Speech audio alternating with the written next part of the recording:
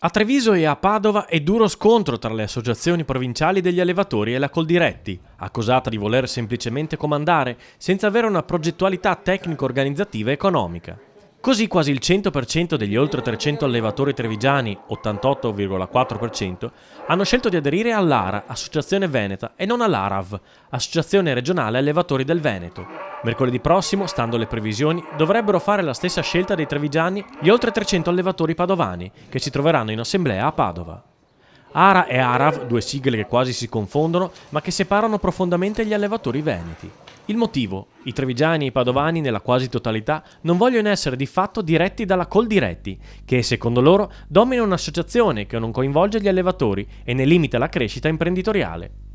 La nuova associazione regionale, ARA, presieduta dal trevigiano Lodovico Giustiniani, si propone di mettere al centro di ogni interesse i problemi degli allevatori, da affrontare in termini imprenditoriali e non semplicemente con lo sventolio di bandiere gialle. Una rottura forte tra gli allevatori veneti. Stanno venendo a galla i troppi problemi non risolti che hanno messo in ginocchio il settore, perché chi finora ha predominato nel mondo agricolo è stato incapace di affrontarli in termini imprenditoriali. Per la Coldiretti gli allevatori trevigiani ed anche i padovani, se faranno la stessa scelta, sono fuori strada.